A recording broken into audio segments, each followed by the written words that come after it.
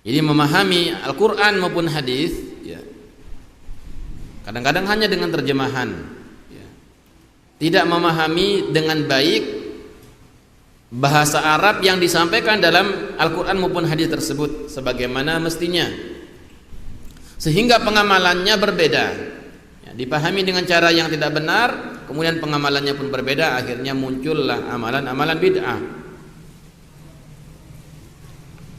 Sebagaimana dicontohkan di sini adalah hadis Rasulullah SAW, "Idza sami'tumul muadzin faqulu mithla ma yaqul tsumma shallu 'alayya."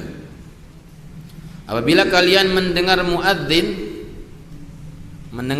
ngapain? Mengumandangkan adzan. Apabila kalian mendengar muadzin mengumandangkan adzan, maka ucapkanlah sebagaimana yang dia ucapkan, kemudian bersalawatlah kepadaku.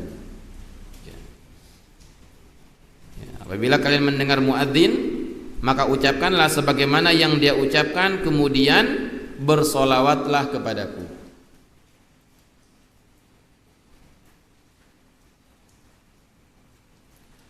Ada sebagian di antara kaum muslimin yang memahami hadis ini bahwa seorang muadzin dianjurkan untuk bersolawat setelah adzan, ya.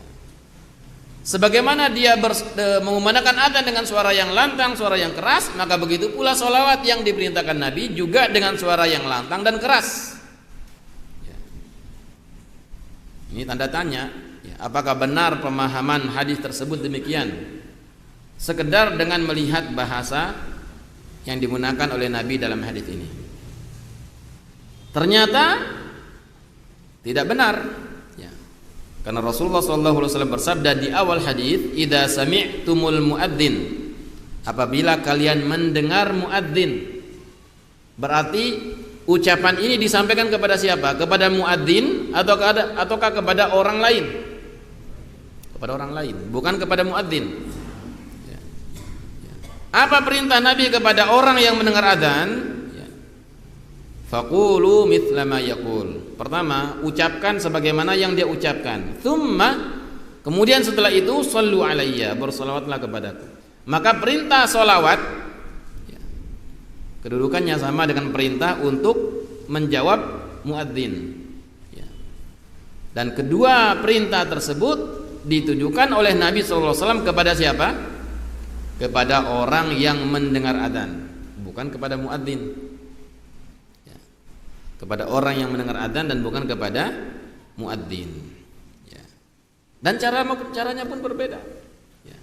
Bukan berarti ketika muadzin mengumandangkan adzan dengan suara yang keras, kemudian yang mendengar ini mengumandangkan adzan lagi dengan suara yang keras, menjawab dengan suara yang keras, ya.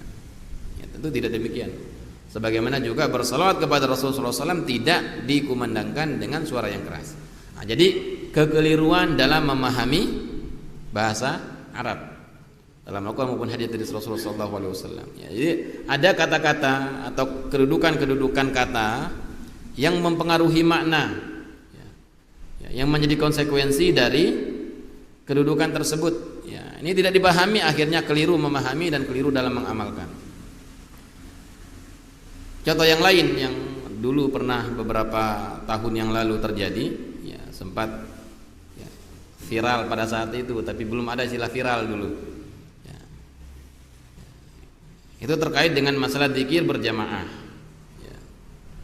Terkait dengan zikir berjamaah, ya, sebagian di antara orang yang mengamalkan zikir berjamaah sebagaimana yang mereka laksanakan berdalil dengan beberapa firman Allah Subhanahu wa taala yang memerintahkan kaum muslimin, orang-orang beriman untuk bersolat, berzikir, bertasbih, ya, bertahmid dalam bentuk jamak. Ya ayyuhalladzina amanu dzkurullaha dzikran katsira wasabbihuhu bukratan wa asila. Wahai orang-orang yang beriman, berzikirlah kepada Allah dengan zikir yang banyak dan bertasbihlah kepadanya di pagi hari dan di sore hari. Jadi dalam ayat tersebut Allah perintahkan kepada siapa? Orang-orang yang beriman dalam bentuk jamak. Dalam bentuk jamak. Udzkurullah. Jadi kalau perintah ke banyak orang menggunakan kata uzkurullah. Perintah kepada satu orang mengatakan uzkurillah. Ini beda bentuknya antara perintah kepada satu orang dengan perintah kepada banyak orang. Ini dalam bahasa Arab. Akhirnya mereka berkesimpulan ya, dengan pemahaman sendiri. Karena diperintahkan kepada banyak orang, ya, kepada jamak dalam bentuk jamak, maka pelaksanaannya pun berjamaah. Nah, jadi kekeliruan dalam memahami ya, ayat tentang masalah zikir atau masalah-masalah yang lain, dan pemahaman tersebut tidak benar. Ya. Jadi perintah kepada banyak orang tidak mengandung konsekuensi amal tersebut atau perintah tersebut harus dilaksanakan secara berjamaah bersama-sama, tidak. Ya. Tidak mesti. Ya. Sebagaimana perintah untuk satu orang kepada pribadi-pribadi tertentu tidak mesti juga harus dilaksanakan dengan cara yang berbeda-beda. Ya.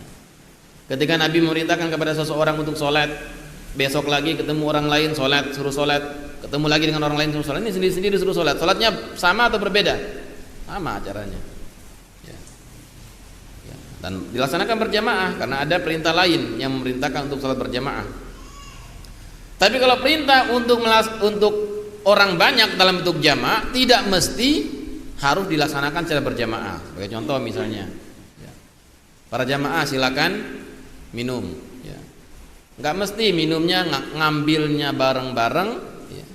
Kemudian ngangkatnya bareng-bareng, lepas lagi bareng-bareng. Tidak demikian. Ini perintahnya perintah saja kepada orang banyak agar mereka dipersilakan untuk minum. Ya. Nah, perintah untuk berzikir pun demikian atau perintah-perintah yang lain. Ya. Perintah untuk orang banyak ya silakan berzikir. Ya, masing-masing berzikir sebagaimana yang terjadi di zaman Rasulullah SAW. Nah, sehingga akan sangat kontras ketika dibandingkan dengan perintah lain dalam Al-Quran yang juga dalam bentuk jama' dan tidak mungkin dilaksanakan berjamaah. Ya. Contohnya perintah untuk berwudu. Ya ayyuhalladzina amanu idza qumtum ila sholati faghsilu wujuhakum wa aydiyakum ilal marafiq wamsahu bi ru'usikum wa arjulakum ilal ka'bayn. Wahai orang-orang beriman, apabila kalian hendak melaksanakan salat, maka basuhlah muka-muka kalian. Harus berjamaah enggak wudunya? Harus bareng-bareng enggak mesti kan? Bahwa perintahnya itu jamak ya. Wahai orang-orang beriman, kalau mau sholat kalian itu basuh muka-muka kalian ya. Jadi perintah jamak dalam bentuk jamak tidak mesti harus dilaksanakan berjamaah. Lebih ekstrim lagi ketika Allah Subhanahu wa taala memerintahkan kita untuk mandi ya. Wa in kuntum junuban fattahharu. Kalau kalian dalam keadaan junub maka silakan kalian mandi untuk menyucikan diri. Apakah mandinya harus berjamaah? Tentu tidak ya. Walaupun perintahnya dalam bentuk jamaah. Nah, sehingga para jamaah yang dimuliakan Allah rahimallahu wa iyyakum ya, kekurangan dalam memahami bahasa Arab ya, apalagi sampai menyimpulkan sendiri ayat-ayat maupun hadis-hadis Rasulullah SAW dengan hukum-hukum tertentu di luar yang telah dijelaskan oleh Nabi dan para sahabat ya, bisa mengakibatkan fatal ya, dalam agama.